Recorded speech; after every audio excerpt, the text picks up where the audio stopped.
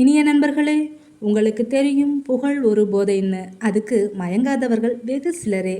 இருப்பினும் சரியான திறமைக்கு பாராட்டு எனும் புகழ்ச்சி கிடைச்சா அது ஒரு உந்து சக்தியாக அமைந்து தொடர்ந்து சிறப்பாக செயல்பட உறுதுணையாய் அமையும். அப்படிதானே? ஆனால் இப்போ உள்ள காலத்தில் மனதார புகழ்ந்து பாராட்டுவது மிக குறைவு. நிறைய மனித உள்ளங்களிலிருந்து வருவது வஞ்ச புகழ்ச்சி மட்டும்தான் புகழ்ச்சியாகவே வரும். இதனால் மக்களே, உண்மையான உழைப்புக்கும் திறமைக்கும் மனிதர்கள் பாராட்ட மறந்தாலும் காலம் ஒரு நாள் வெற்றி எனும் பாராட்டை தரும் என்பதுதான் நிதர்சனம். இப்போ இந்த கதையில் ஒரு கவிஞனை புகழ மனதில்லாத பொறாமை குணம் கொண்ட ஒரு அரசனை பற்றிய கதையை காண்போம் வாருங்கள். முன்னொரு காலத்துல ஒரு நாட்டில் கொடுங்கோல் அரசன் ஒருவன் ஆட்சி செய்து வந்தான். அவன் செய்யாத கொடுமைகளே இல்லை. அவனிடம் அன்பும் மரமும் கொஞ்சம் கூட இல்லை. இந்த சூழ்நிலையில் பிறவியிலேயே கண் பார்வை இழந்த புலவர் ஒருவர் அந்த நாட்டில் வாழ்ந்து வந்தார். அவர் இயற்றி பாடும் பாடல்கள் மிக மிக அருமையாக இருந்துச்சு. அதன் காரணமாக அவர் புகழ் பல நாடுகளுக்கும் பரவி கொண்டிருந்த தருணம் அது.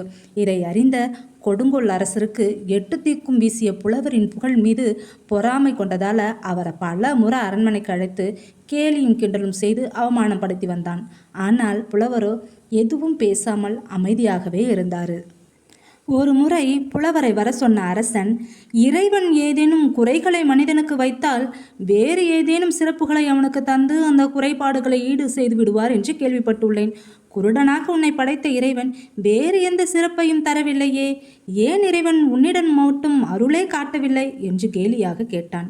சற்று நேரம் மௌனம் காத்த புலவர் இப்படியாக சொல்லத் தொடங்கினார். அரசே, என் மீது இறைவனின் அருள் இருந்ததால் தான் நான் குருடனாக பிறந்தேன். நீங்கள் செய்யும் கொடும் செயல்களை பிறர் சொல்ல கேட்கும் போதே என் உள்ளம் எவ்வளவு துன்பப்படுகிறது தெரியுமா? அவற்றை கண்ணால் பார்க்க வேண்டியிருந்தால் என் நிலை மிகவும் மோசமாக இருக்கும். அப்படிப்பட்ட துன்பம் நேராமல் எனக்கு அருள் செய்தவன் இறைவன் என்று இறைவனை புகழ்ந்தும் அரசனின் செயல்பாட்டை வன்மையாக கண்டிப்பதற்காக, அரசே, நல்லவராக நடந்து கொள்ளுங்கள், நல்லாட்சி நடத்துங்கள், காரணமின்றி பிறரை துன்புறுத்தாதீர்கள், அதுதான் உங்களுக்கும் நல்லது, கடவுளுக்கும் விருப்பமானது என்று சொல்ல, இதை கேட்ட அரசன் உள்ளம் திருந்தினான். தன் செயலுக்காக புலவரிடம் மன்னிப்பும் கேட்டான் அரசன். இனிய மக்களே, கதை எப்படி இருக்கு? இந்த கதை நமக்கு உணர்த்தும் செய்தி, மக்களே, புகழுக்காக ஏங்குவது மனித மனோபாவத்தில் ஒன்றுதான். ஆனால் ஒரு சில மனிதரின் புகழ்ச்சி அவர்கள் நமக்கு வைக்கும் கண்ணியாக கூட இருக்கலாம். ஆக புகழ்ச்சி விஷயத்தில் கவனம் தேவை. நியாயமான புகழ் சாதனைக்கான அங்கீகாரம். அதை நாம் தேடி செல்ல வேண்டாம், அதுவே நம்மை தேடி வரும். இந்த கதையில் புலவரின் புகழில் பொறாமை கொண்ட அரசரின் இயலாமை வெளிப்படையாகவே தெரிகிறது. அரசரை போல அடுத்தவர் வாழ பொறுக்காத மனிதர்கள் மத்தியில் வாழும் நாம் தான் புலவரை போல பொறுமை காத்து அதை கடந்து செல்ல வேண்டும்.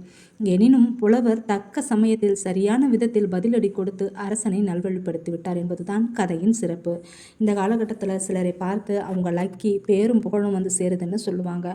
அப்படித்தான் ஒரு பிரபல நடிகரை ஒருவர் நேரடியாகவே சொல்ல, அவர் சொன்னாராம், இன்று எனக்கு கிடைத்த பேரும் புகழும் தான் உங்களுக்கு தெரியும், ஆனால் நான் கடந்த காலத்தில் பட்ட துன்பமும் அவமானமும் உங்களுக்கு தெரியாது என்று சொல்ல, பொறாமை மனிதர் அந்த இடத்தை விட்டு அகன்றாராம்.